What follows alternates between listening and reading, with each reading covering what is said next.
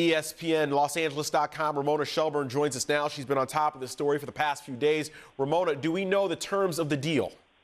Well, all I've been told is that it's a 3-year deal with a player option in the 3rd year. And I haven't heard the money yet on it, but everything I've been told is that he had a lot of money that he could have gotten elsewhere. And the lure of coming back to L.A. and trying to win another championship, trying to three-peat with the Lakers was too much to pass up. And I think once he went down and met with everyone in Miami and realized, this would be fun, but I'm going to be 36, and this is probably the last contract I sign. I'd rather end my career in Los Angeles. I think that was too much to overcome. Do we know what role Kobe Bryant played in Derek Fisher's return? Well, he got a pretty big assist on this one because, as Derek said, Kobe called him and texted him, and I think Kobe was going to let Derek leave. I don't think that was an option. I think at the end of the day, Kobe would have done whatever it took to keep Derek from leaving and going to Miami or going elsewhere for a bigger payday. And Derek even said in his statement, when Kobe and I have been in the league together since 1996, and they're really good friends. If any of you guys have ever been around the Lakers, those two go back a long way. And I don't see. I never really thought Derek would leave unless the Lakers made him a total lowball offer, which they didn't. It wasn't as much as he was looking for, but I couldn't see him leaving unless I don't think Kobe would ever let him get away. How serious do you think the flirtation was with the Miami Heat? I think it was serious, and I think the thing that I noticed this morning when I knew something was close is what we started hearing about Udonis Haslem, and he was going back. And I think the Heat just didn't have enough money. I think if they would have had a little more to throw at him, I think he was really intrigued. And I think, it feels good to be wanted, right? I mean, when LeBron James is meeting you at the airport and Dwayne Wade is sending you text messages hoping that you can come to Miami and help teach them how to win a championship, that's pretty flattering. But I think, with everything in place with the Lakers, with Phil Jackson coming back for one last stand, I just didn't see how Derek could leave. I'm curious. A couple days ago, the Los Angeles Lakers signed Stephen Blake, another point guard.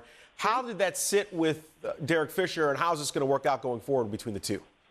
Well, it's funny. I actually talked to them about it, to Derek about that when in Las Vegas. He said, I do what I do. If somebody wants to come in here and challenge me, Jordan Farmer's been in Los Angeles for a long time, and he, was looked upon as the heir apparent to Derek, and never quite took that starting role away from him. And I think Derek's a confident guy. I mean, I don't think he thinks that he has anything to worry about in terms of proving himself. I think he thinks the Lakers know what he can do. He keeps himself in excellent shape, and I think he thinks he's still going to start with the Lakers next year.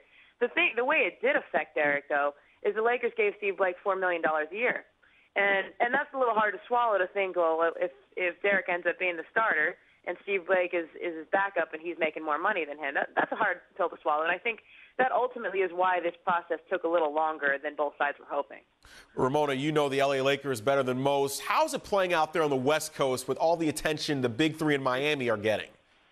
Well, I think Pau Gasol might have said it best when he went on the radio and said, well, let's see who the Heat get to play alongside those big three. And I think the Lakers kind of love it. I think they love it when the Celtics are good and there's going to be a challenge there. They like it when the Heat have signed everyone and there's a potential. I don't think they haven't released a schedule yet, but I wouldn't be surprised if everybody's spending Christmas in Miami for the next few years. And I think the Lakers kind of love that. They even started to embrace that role of being champions and everybody else can be the challenger. A couple years ago it was different. I think they liked being the challenger and the underdog, but I think this year they really have started to embrace that role. All right, so the Lakers get Derek Fisher back. Phil Jackson's coming back for one more year. What else does L.A. need to do?